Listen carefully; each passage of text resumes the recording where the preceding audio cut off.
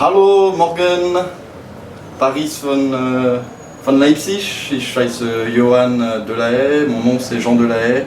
Je voulais vous présenter pour Fugitif la résidence. Je voulais vous présenter mon travail de fugitif et d'artiste, justement pour candidater à votre temps de recherche à Leipzig. Voilà, donc je vous présenterai des films, des objets imprimés, des objets de collection, des objets graphiques aussi. Et donc je vais vous présenter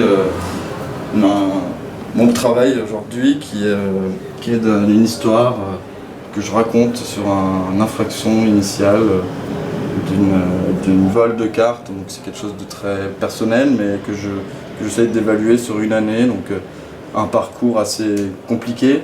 Donc c'est quelque chose qui est toujours en mouvement. Donc d'ailleurs j'ai des choses à vous enlever pour des choses confidentielles. Donc c'est un document en fait qui va être assez lourd, que je prépare pour peut-être pour un salon à Marseille. Donc c'est avec des images, des dessins, des documents d'enquête par rapport à des personnages en fait qui ont fait une promenade parisienne et banlieue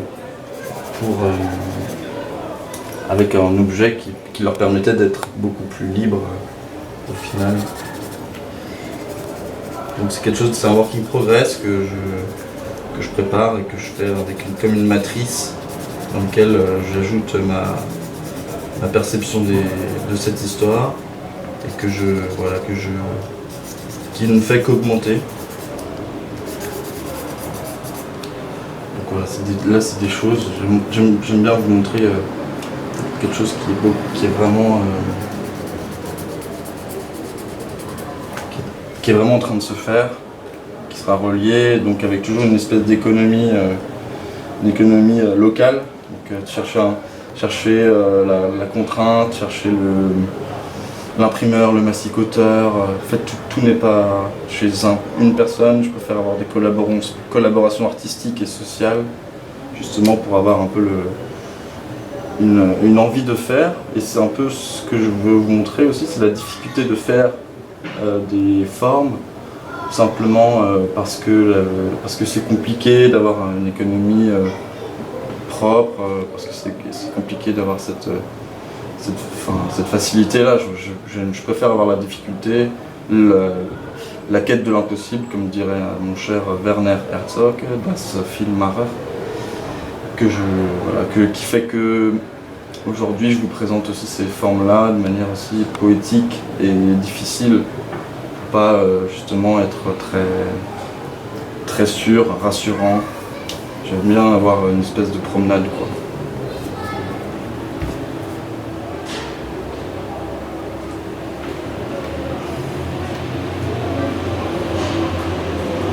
Je vous lance un film que vous pourrez voir aussi, que je vous enverrai aussi dans le mail.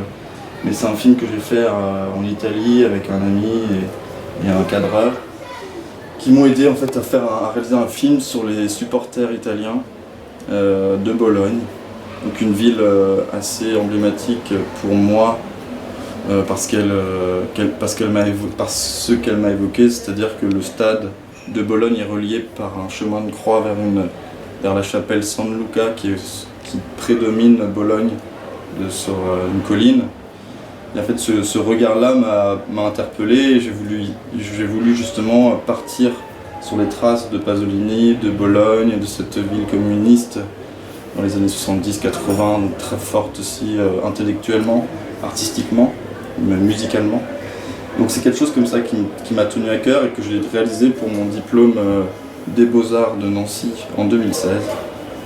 Donc je vous le ferai partager, on y reviendra. Ici c'est une retranscription, donc c'est un livre, c'est un objet livre qui est la retranscription de France-Brésil 12 juillet 98, donc le premier titre mondial de la bande de Zidane et contre la bande de Ronaldo. Et c'est simplement en fait par le texte, la retranscription mot pour mot des commentaires Jean-Michel Larquet et Thierry Roland. Et donc je trouvais dans cette forme-là, dans ce côté commentateur, justement quelque chose de très légendaire en fait. Donc quand on le lit, on a cette voix qu'on retrouve dans nos oreilles. Et j'ai aussi une pratique de commentateur sportif, ce qui me permet aussi d'avoir, voilà, comme si c'était un texte de la Pléiade, quoi.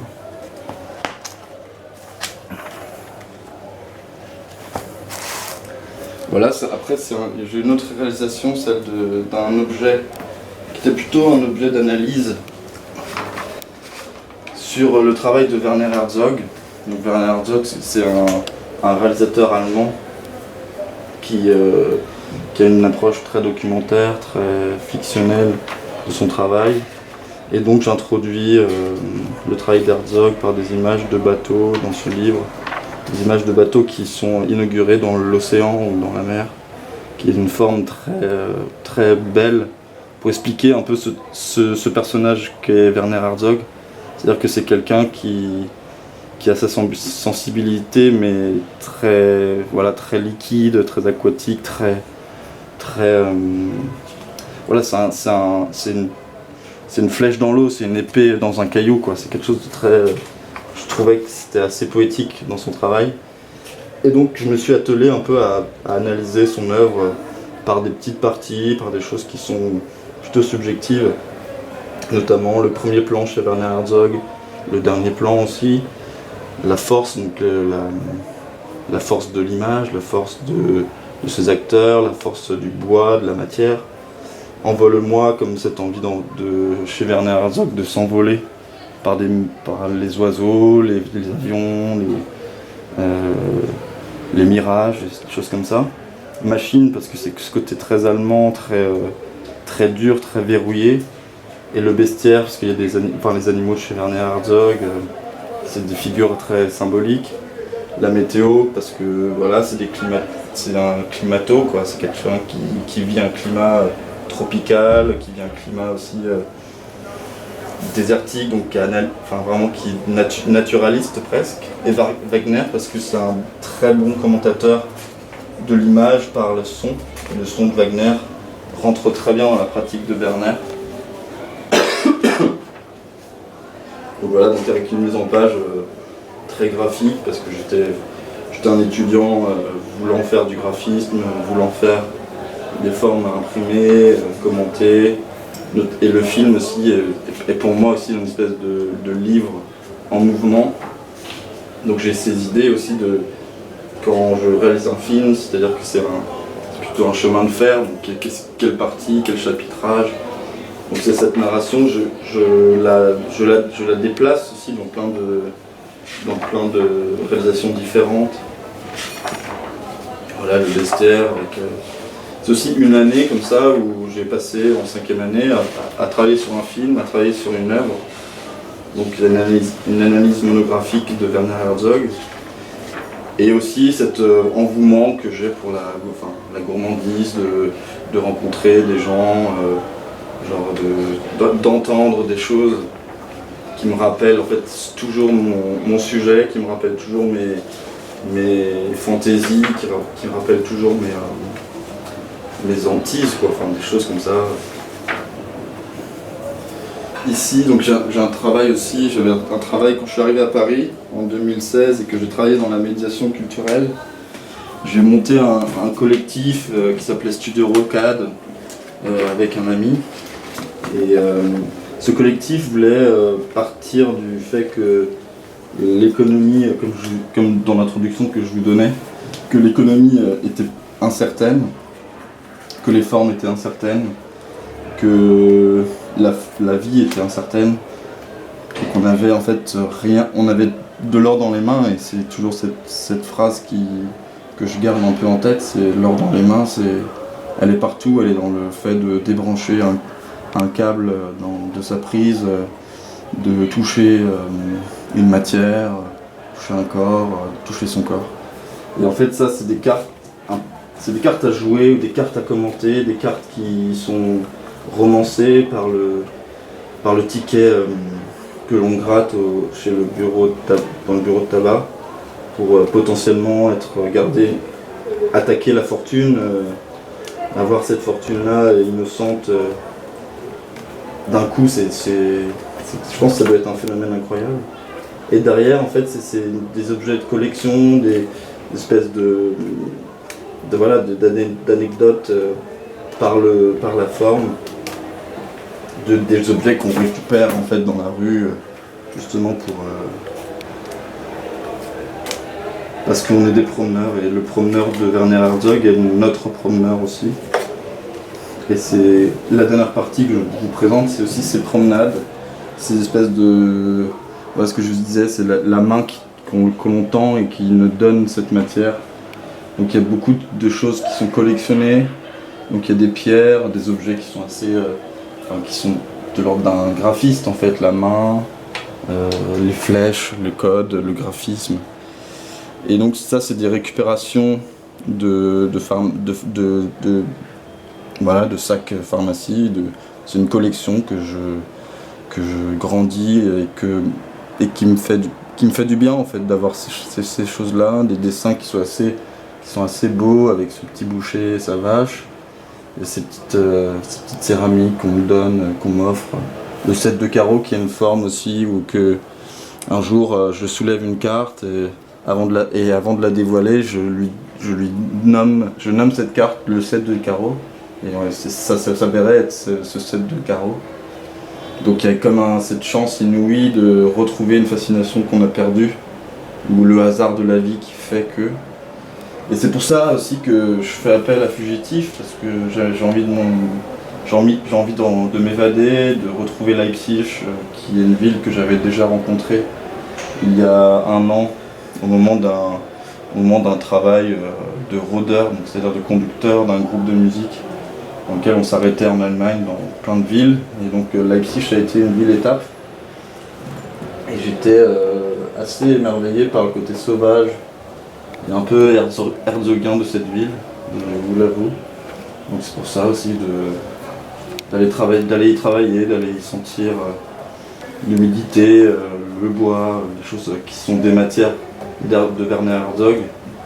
Donc j'aimerais bien revenir aussi vers cette Allemagne que je convoite par les auteurs, par les films Maurer et par le romantisme allemand. Voilà. Et donc des objets que je garde en mémoire, donc comme des sarcophages qui ont pris des matières et qu'on a sorti de leur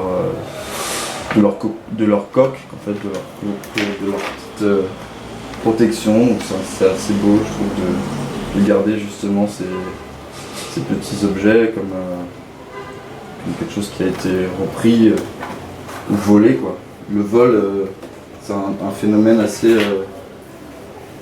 chaleureux, je trouve. Et voilà, donc ça encore, c'est des petits dessins que je reprends. Ce sont des dessins en fait comme des choses que j'avais gardées, que je garde en fait avec moi quand je déménage. C'est des choses que j'aime beaucoup montrer à des amis, pendant des dîners, des choses comme ça, où on se montre en fait qu'est-ce qui était nous, qu'est-ce qui faisait nous. Et c'est des dessins que j'adore, que j'aimerais beaucoup mettre sur un t-shirt, montrer à mes enfants, des choses comme ça. Et du coup que je vous montre aussi. Des petites gravures. Voilà. Et puis on va mettre une pierre dessus.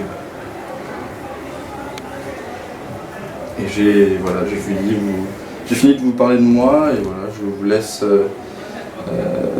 avec cette vidéo qui fait office en fait de présentation de mon travail, comme un portfolio, mais aussi comme une performance, puisque je travaille dans un collectif de performeurs. Donc c'est des choses qui m'intéressent aussi, de mettre en scène mon travail et aussi mettre en scène ma parole et peut-être ma poésie aussi. Donc voilà.